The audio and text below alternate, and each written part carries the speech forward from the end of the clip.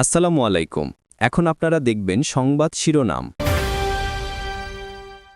রোজার শুরুতেই কাঁচা বাজারে উত্তাপ, বেগুন, শসা আর লেবুর দাম চড়া, অস্বস্তি মুরগির দামেও। মন্ত্রী জানালেন সরবরাহ ঘাটতি নেই।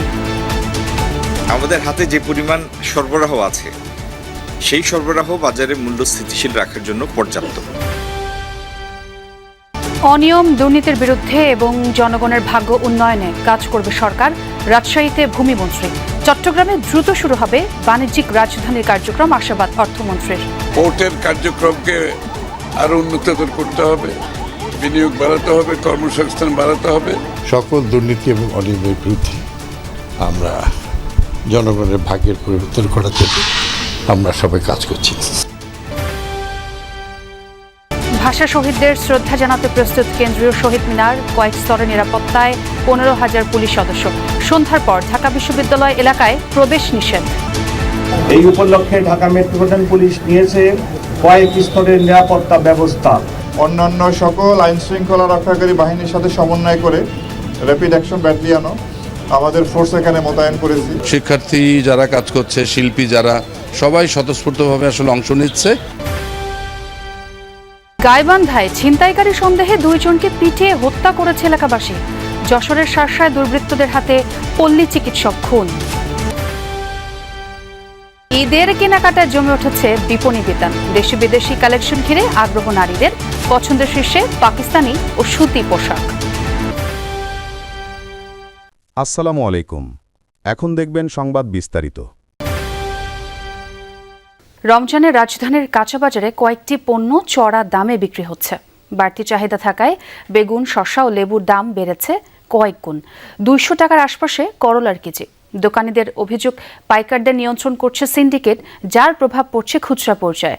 তবে মাছের দামে হেরফের হয়নি। মাত্র দুদিনের ব্যবধানে কেজিতে 40 টাকা দাম বেড়েছে কাঁচামরিচের। বিক্রি হচ্ছে 180 টাকায়। 80 থেকে 90 টাকা কেজির বেগুন মিলছে মানভেদে 120 থেকে 140 টাকায়। ছোট লেবুর জন্য গুনতে হবে 60 টাকা হালি, আর বড় লেবুর দাম হাঁকাচ্ছে 100 থেকে 120 টাকা। 120 টাকা কেজির নিচে মিলছে না শসা। সবজির মধ্যে সবচেয়ে চড়া দামে কিনতে হচ্ছে করলা। শসা, লেবু, কাঁচামরিচ এগুলো একটু দাম বেশি। কেন দাম বেশি? মনে হয় যে আমার লাগবে সারাদিনে 1 কেজি, অনেক কাছে 2-3 কেজি নিয়ে কিনে রাখতেছে। এই বাজারটা ক্রাইসিস ফেলাই দিচ্ছে। বিশেষ করে লেবু আর বেগুন এগুলির অনেক দাম। এই বাজার ব্যবস্থাপনাটা আমি মনে করি নতুন সরকার উদ্যোগ গ্রহণ করবে। মানুষ স্বস্তি পাবে। যিনি উৎপাদন করে ওনার পয়সা উনি পাবে, যিনি ব্যবসা করে তার পয়সা উনি পাবে। সাধারণ জনগণ যাতে কমফোর্ট একটা জোনে থাকে, এই বিষয়ে কাজ করতে হবে। কাজ না করে শুধুমাত্র সময়ের দিকে যদি ছেড়ে দেয় তাহলে আলটিমেটলি মানুষ সুবিধাটা পাবে না। কিছুটা স্বস্তি আছে মাছের বাজারে। দামে তেমন একটা হেরফের নেই। বিক্রেতাদের অভিমত, চিংড়ি ছাড়া রোজায় মাছের চাহিদা হ্রাস পায়। 600 থেকে 800 টাকা কেজিতে মিলছে নদীর আইর বোয়াল। প্রতি কেজি চিংড়ির জন্য দিতে হবে 800 থেকে 1200 টাকা। 50 টাকা কমে আকারভেদে চাষের রুই কাতলা মিলছে 350 থেকে 400 টাকায়। দেশি মাছ যেগুলো সেগুলো মোটামুটি পুরো ক্ষমতার মধ্যে, খুব বেশি মনে হয় নাই আমার কাছে। মোটামুটি বোঝা যায় আর কি আগের মতোই আছে। আর প্রথম 1 সপ্তাহ এরকম একটু খুব গরম যায়। পয়লা রোজা তো সবাই একটু খাইতে চায় ভালো ভালো। রোজার মধ্যে মনে করেন মাছ একটু কম খায় মানুষ, একটু মাংসটা একটু বেশি খায়, মাছটা একটু কম খায়। গত সপ্তাহে মোলা মাছ মনে করেন বেচে 400, আগের সপ্তাহে বেশি 300, মনে করেন 350 এভাবে বিক্রি করি। আর মাছ বেশি 700, আর বেশি 600, 650। এবার মনে করেন শিং মাছ বেশি 400, আর বেশি 350। নিত্য পণ্যের যে পরিমাণ সরবরাহ আছে তা বাজার স্থিতিশীল রাখার জন্য পর্যাপ্ত, বলেছেন বাণিজ্যমন্ত্রী খন্দকার আব্দুল মুক্তাদির। সকালে সিলেট ওসমানী আন্তর্জাতিক বিমানবন্দরে সাংবাদিকদের সাথে কথা বলেন তিনি। মন্ত্রিত্ব পাবার পর প্রথম নিজ এলাকা পৌঁছালে তাকে ফুল দিয়ে বরণ করে নেন নেতাকর্মীরা। বাণিজ্যমন্ত্রী আরও বলেন, গত 5 মাস দেশে রপ্তানি প্রবৃদ্ধি ঋণাত্মক ছিল, সেখান থেকে উত্তরণই আগামী চ্যালেঞ্জ। আব্দুল মুক্তাদির জানান, রফতানি বাণিজ্য এখনও একটি পণ্যের ওপর নির্ভরশীল। অর্থনৈতিক উন্নয়নে রফতানি খাতে নতুন পণ্য সংযোজনের কোনো বিকল্প নেই মনে করেন বাণিজ্যমন্ত্রী। আমাদের হাতে যে পরিমাণ সরবরাহ আছে সেই সরবরাহ বাজারে মূল্য স্থিতিশীল রাখার জন্য পর্যাপ্ত। সুতরাং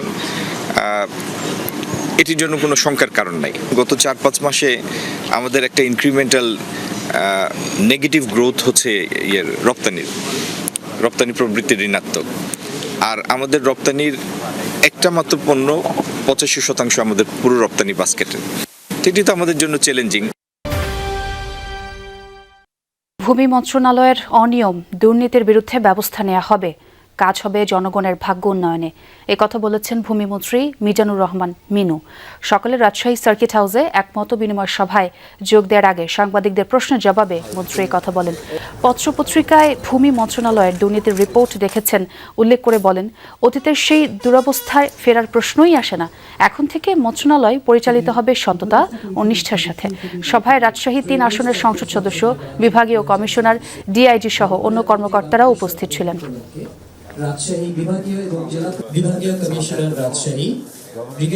সততা এবং কঠোর পরিশ্রম জনগণের ভাগ্যের পরিবর্তন এবং সকল দুর্নীতি এবং অনিয়মের বিরুদ্ধে আমরা জনগণের ভাগ্যের পরিবর্তন করার জন্য আমরা সবাই কাজ করছি।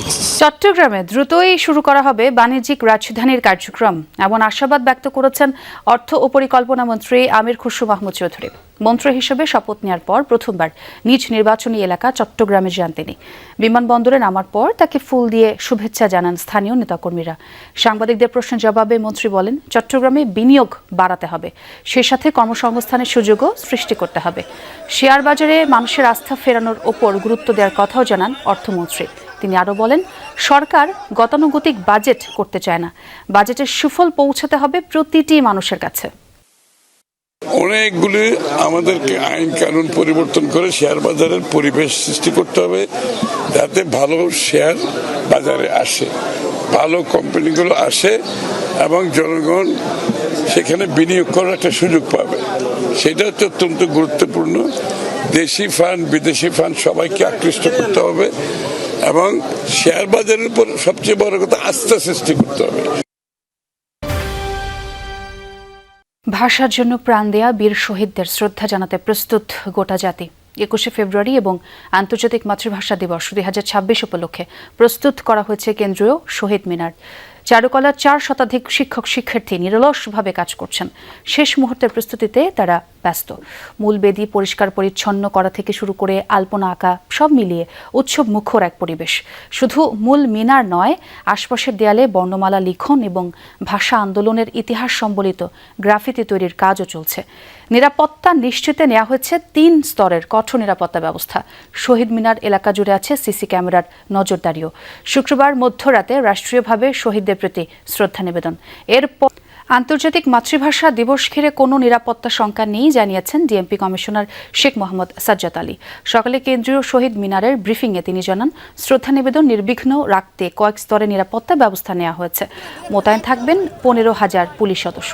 শহীদ মিনারে শ্রদ্ধা নিবেদনের জন্য সবাইকে পলাশীর মোড় ও জগন্নাথ হল ক্রসিং রুট ব্যবহারের অনুরোধ জানিয়েছেন ডিএমপি কমিশনার। তিনি বলেন, নিরাপত্তার স্বার্থে আজ সন্ধ্যার পর ঢাকা বিশ্ববিদ্যালয় এলাকায় সর্বসাধারণের প্রবেশের উপর বিধি নিষেধ থাকবে। মহান শহীদ দিবসে শ্রদ্ধা জানাতে কেন্দ্রীয় শহীদ মিনারে ব্যাপক লোক সমাগম হবে। এই উপলক্ষে ঢাকা মেট্রোপলিটন পুলিশ নিয়েছে কয়েক স্তরের নিরাপত্তা ব্যবস্থা। শহীদ মিনারে শ্রদ্ধা নিবেদনের জন্য পলাশী মোড়, জগন্নাথ হল